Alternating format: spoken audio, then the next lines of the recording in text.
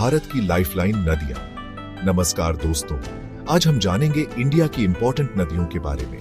ये नदियां, ये धाराएं, ये जीवनदायिनी धाराएं सदियों से हमारी संस्कृति, हमारी सभ्यता का आधार रही है। आज हम निकलेंगे एक ऐसी जर्नी पर जहां हम जानेंगे इन नदियों के बारे में, इनसे जुड़े इतिहास, कहानियां और इंटरेस्टिंग फैक्ट्स के बारे में। तो आइए शुरू करते हैं ये ज्ञानवर्धक सफर भारत की प्रमुख नदियों की दुनिया में। दोस्तों, सबसे पहले हम बात करते हैं भारत की सबसे पूजनीय नदी गंगा की। गंगा, जिसे हम मां गंगा भी कहते हैं, करोड़ों इंडियंस के लिए आस्था का प्रतीक है। उत्तराखंड के गंगोत्री ग्लेशियर से निकलती ये नदी हजारों किलोमीटर का सफर तय करती हुई उत्तर भारत के मैदानों को सींचती, वेस्ट बंगाल में सुंदरवन डेल्टा बनाती हुई बंगाल की खाड़ी में जाकर मिल जाती है। गंगा नदी का जिक्र हमें हमारे एंशिएंट बुक्स, वेदों और पुराणों में भी मिलता है। रामायण, महाभारत जैसे महाकाव्यों में भी इस पवित्र नदी का वर्णन आता है। गंगा के किनारे बसे हरिद्वार, प्रयागराज, वाराणसी जैसे शहर धार्मिक और सांस्कृतिक रूप से बहुत इंपॉर्टेंट माने जाते हैं। हर साल लाखों श्रद्धालु इन तीर्थ स्थलों की यात्रा करते हैं और गंगा में डुबकी लगाकर अपने आप को धन्य मानते हैं। गंगा नदी केवल धार्मिक महत्व ही नहीं रखती, बल्कि ये अपने आसपास के क्षेत्र की जीवन रेखा भी है। इसके पानी से खेती होती है, प्यास बुझती है और जीवन चलता है। लेकिन दोस्तों, आज गंगा नदी पोल्यूशन की चपेट में है। हमें सभी को मिलकर इसके पानी को साफ करने का प्रयास करना होगा। दोस्तों, अब हम बात करते हैं गंगा की सबसे बड़ी सहायक नदी यमुना की। यमुना नदी का उद्गम उत्तराखंड में बंदरपूंछ पर्वत पर स्थित यमुनोत्री ग्लेशियर से होता है।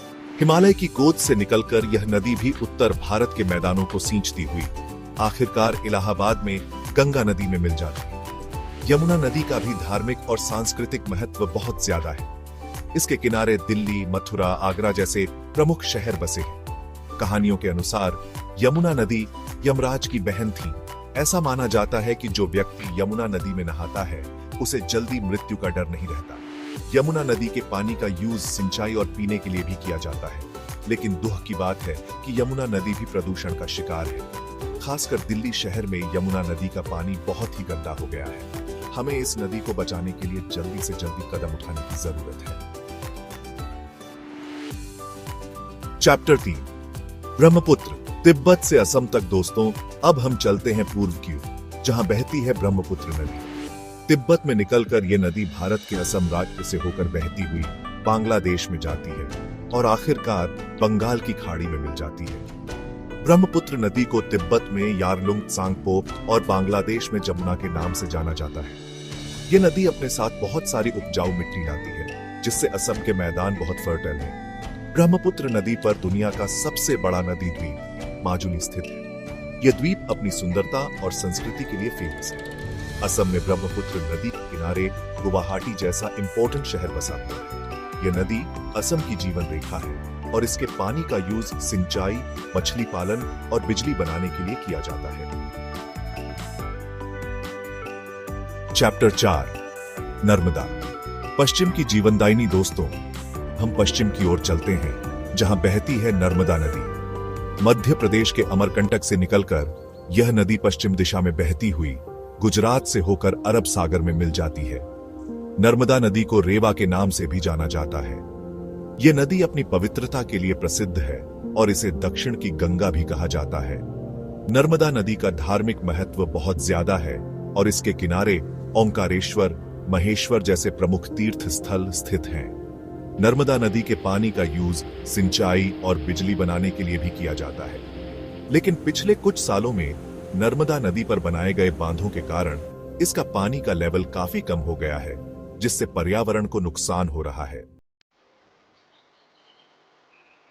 चैप्टर 5, गोदावरी, दक्षिण की गंगा। दोस्तों, आखिर में हम बात करते हैं साउथ इंडिया की सबसे लंबी नदी गोदावरी की।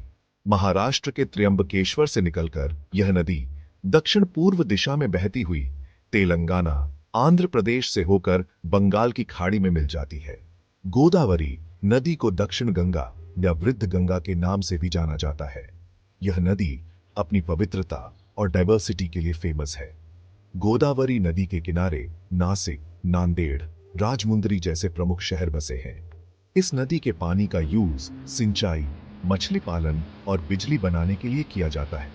गोदावरी नदी का डेल्टा अपनी उपजाऊ जमीन के लिए फेमस है और यहाँ चावल, गन्ना और केले की खेती बहुत ज्यादा होती है।